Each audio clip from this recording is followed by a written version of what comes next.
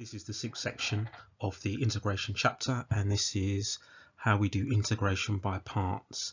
Now, this is a very powerful, useful method for doing integrations, and I would say all the integrations that you get in A-level maths that you need to do, you could do all of them just by learning substitution and integration by parts. That will do all of them. Obviously, with the substitution, it's quicker to learn the patterns, it's quicker to use the reverse chain rule, but they could equally just be done by substitution. The types of integrations we get with integration by parts can't be done by substitution because they're products, and so we have this integration by parts. Now, you don't need to know the proof, but I'm just going to show you where it comes from. And I've got here that if you rearrange the product rule for differentiation, you get this integration by parts here. So let's have a look at where it comes from. So we know that if you differentiate a product with respect to x, so there's my product uv, this d dx basically means we're going to differentiate this with respect to x. Normally you'd write dy dx, but it's not y equals this, it's just an expression on its own. And when you get an expression on its own and it's not y equals something or x equals something, you just write d at the top because there's no subject, and that will be equal to, now remember it's u dv dx plus v du dx. Now you may already see that some bits already look similar to the integration by parts. Now what we're going to do is we're going to integrate both sides. Now when you integrate something, you need to write the integration symbol. So I'll just write it down here, integration. So if I decide to integrate something, then you write the integration symbol on one side and what you're integrating it with respect with on the other side. And we're going to be integrating these things here with respect to x. So I'm going to put the integration symbol in front of each expression, and then after each expression I'm going to put in dx. So the same here. So integration symbol dx, integration symbol dx. Okay, so all I've done is say, right, I'm going to integrate every term so the thing still remains balanced. And I'm going to rearrange it because I want to make this part the subject. Yeah, so it's very easy rearranging. It basically means just taking the v du dx, taking that away from both sides. So if I do that, I'll have this, yeah, equals this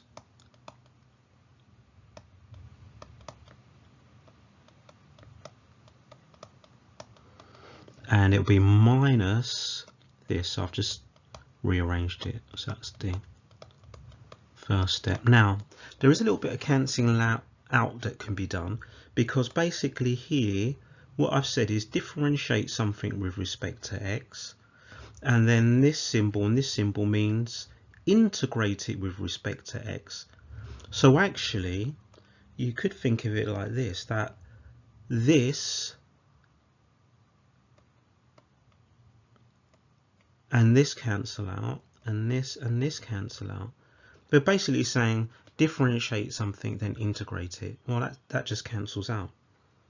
So we are left now with our final integration by parts formula, which you see at the top, which is the integral of u dv dx equals uv minus v du dx. Okay, so this is our integration by parts formula. Now you might be saying, well, how do we use this? Well, this is the thing that we want to integrate here. This is the thing that we want to integrate. Now the thing that we want to integrate is going to be a product, so we use integration by parts for products. So we use, I'll just put integration by parts, just do that, for products. And one part of the product we need to call U. Okay, so one part of the product we call U, because you can see, let's highlight it, you can see U here. Yeah, now the other part of the product here, and maybe I could even color code this, couldn't I? I could make that green. Whoops, the wrong type of green. Let's make it the right type of green. Yeah, so U is that. One part of the product we call U. Now, can you see the other part of the product is actually dVdx?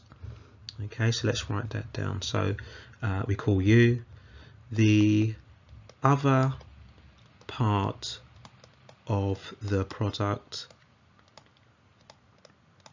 we call dVdx. So that's the thing that was in blue. Now I think it's this blue, yeah. If it was the other blue, you wouldn't be able to see the writing at all. Right, so we use integration by parts for products. That product, one part of the product we call U, the other part of the products we call dVdx. And then you can see that, well, the U appears here. The dVdx doesn't appear on this side. This is the working to get the answer. So we need to work out what V is from this, which means integrating this, whatever that part of the product is, to get that. And we need to differentiate the U to get this part. So again, it's a method of integration where you need to differentiate as you do your working. So let's do some examples, and there's one or two other things that I'll need to show you as we go through them. So here we've got a product. One part of that product is X, and the other part of the product is COSX. Now, which part of the product do we make U, this bit here, and which bit of the product do we make dVdx? Well, you always make the polynomial the U part. There is an exception, and we'll get onto it in a moment. Well, actually, I might as well tell you now, but let's write that down. So we always make U the polynomial, and that polynomial would normally be something like x or x squared. You won't get anything higher than x squared at A level. We always make the U the polynomial. That means that dVdx is going to be the other part, unless there is an exception, unless we have log x, in which case we make U equal to log x. That's the only exception. Yeah, otherwise U is x. So let's do that. So we're going to make U equal to x, and then dVdx, not v, but dVdx is going to be cos x. So to do this integration by parts, we need to know what du dx is. So that's going to be 1. And we also need to know what v is. So we need to integrate cos x. That will be sine x, not minus sine x. It would be if you were differentiating. But because we're integrating, it's sine x. So we've now got all the bits that we need. They just go into the formula. So x cos x dx is equal to uv, so that's going to be x sine x, minus the integral of v, which is sine x, and du dx, which is 1. So basically it's just sine x. So notice we still need to integrate, we haven't finished, but this integral is easier than the original integral. And that should always be the case. The thing that you need to integrate here, the v du dx, should always be easier than the original question. And the reason why it's easier is because we chose u to be x, and then du dx appears over here. There it is. So x differentiated is going to reduce down to 1.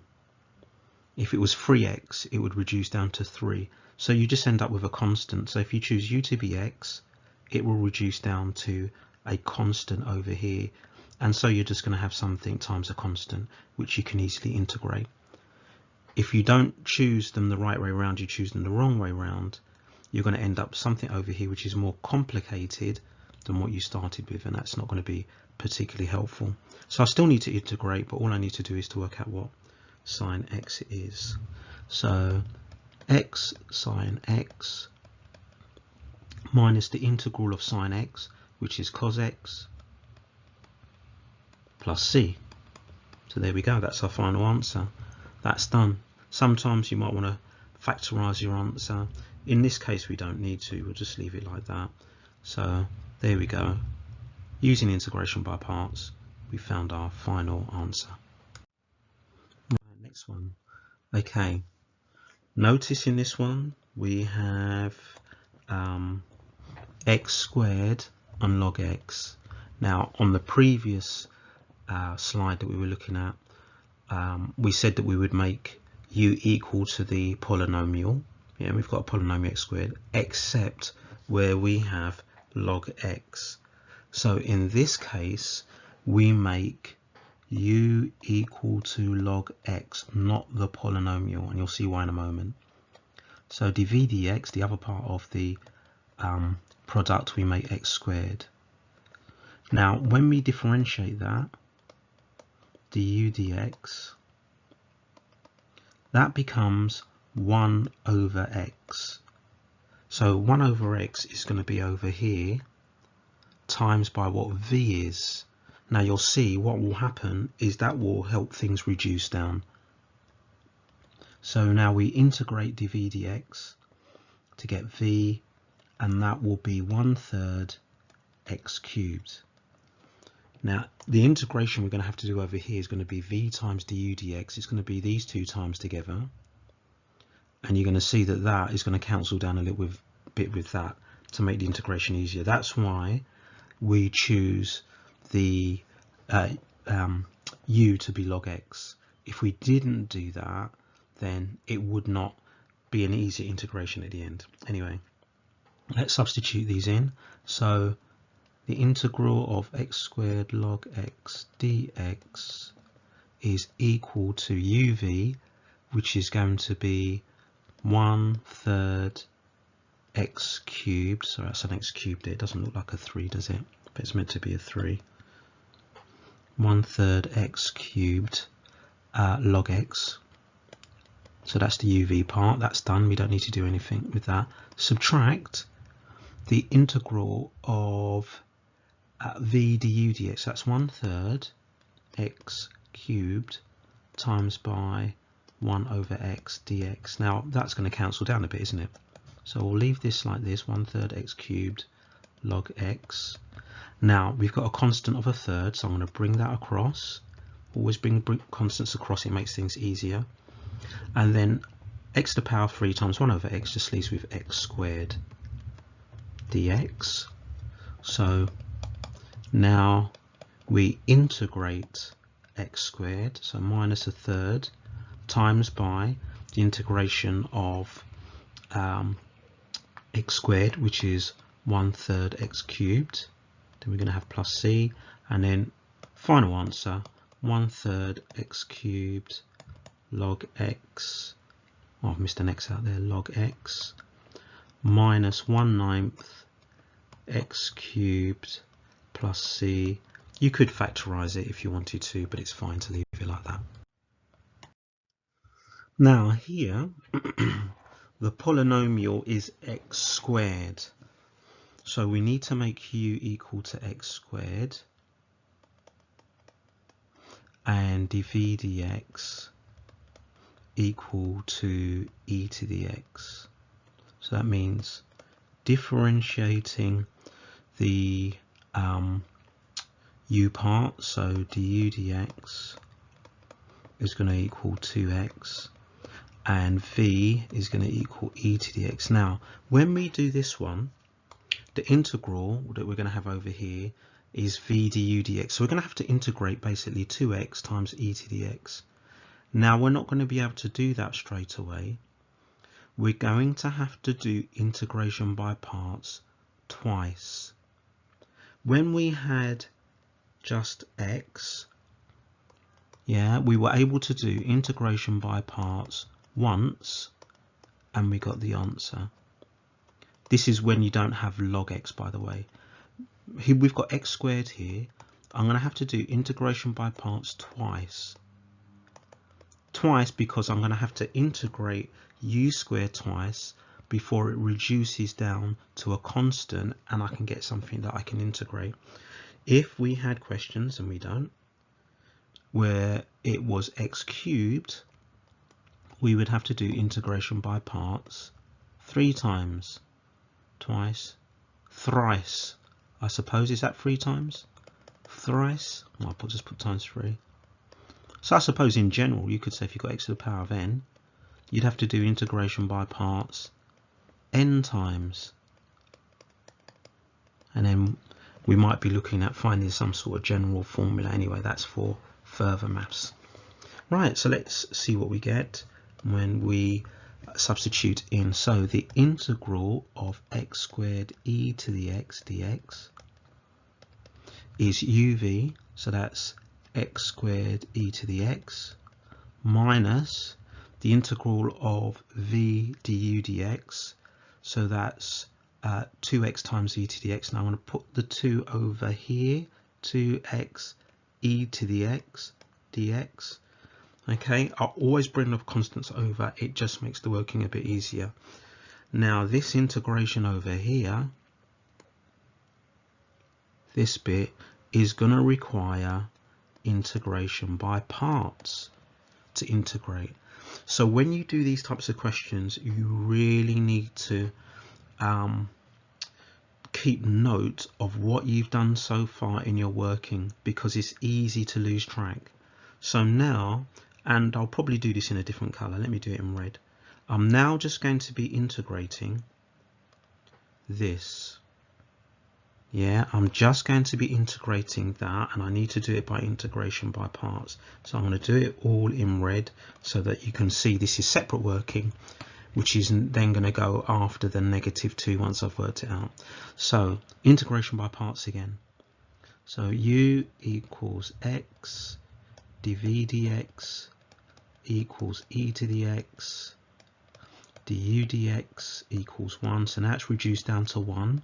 So when I do integration by parts this time, it will be something that I'll be able to do, hopefully straight off, and v equals e to the x.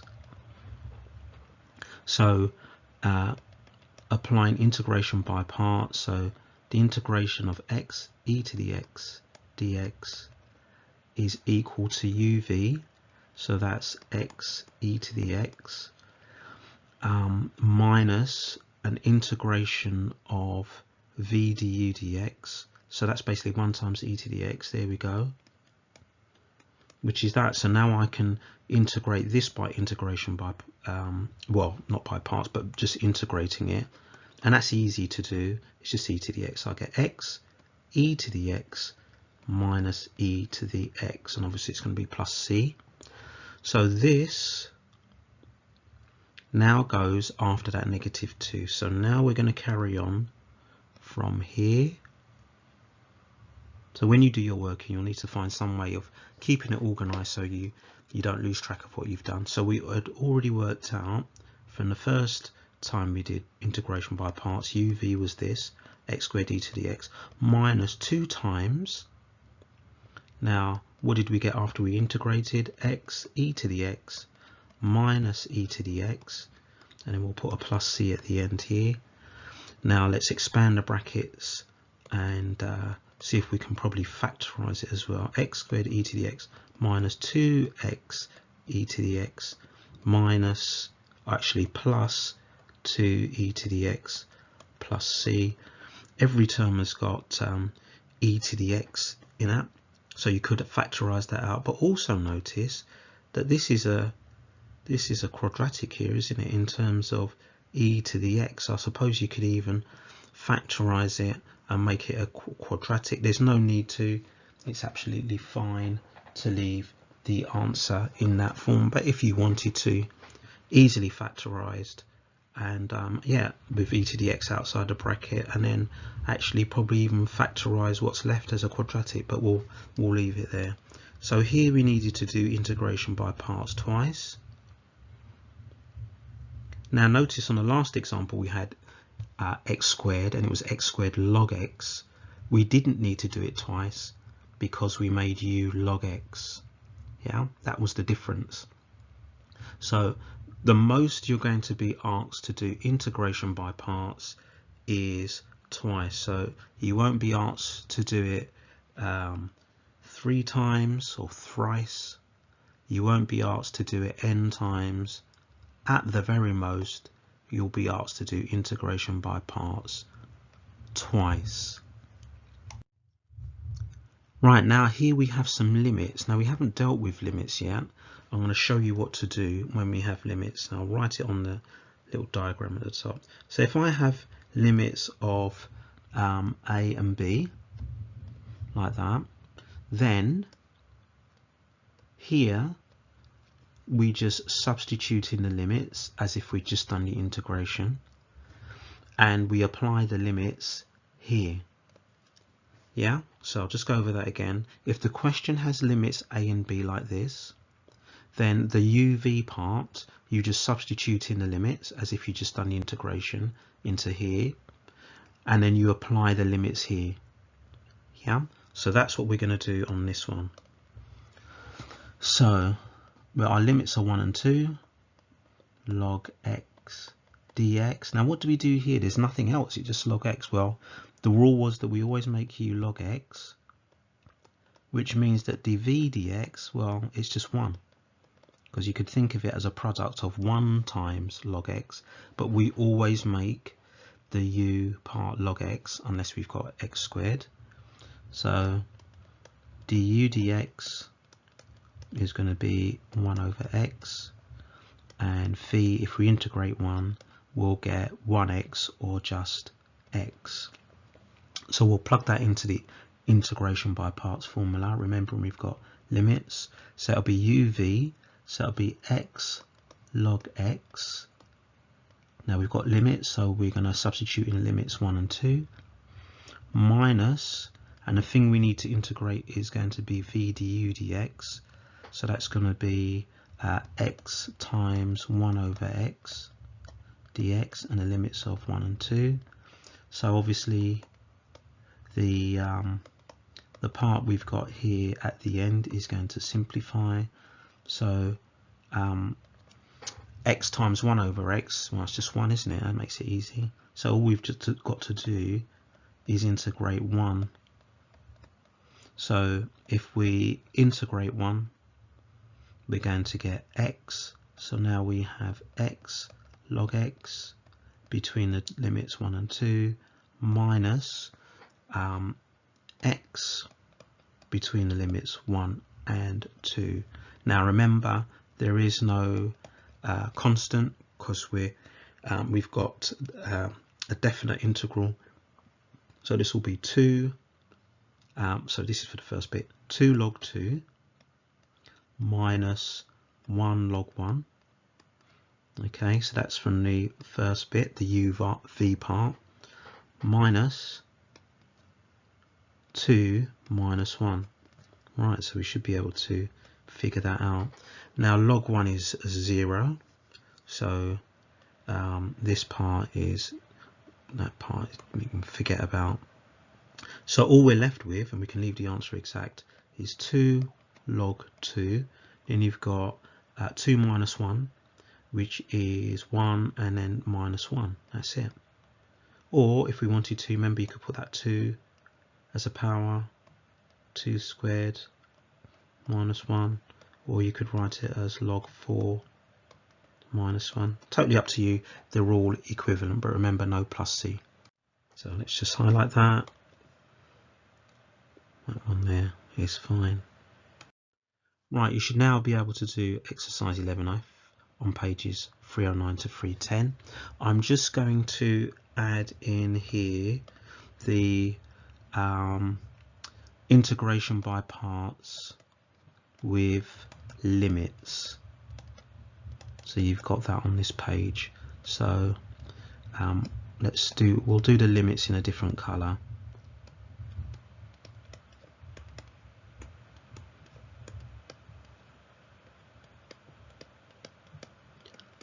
Yeah, so if you've got limits of a and b, then this we just substitute in the limits of a and b, and here we apply the limits of a and b.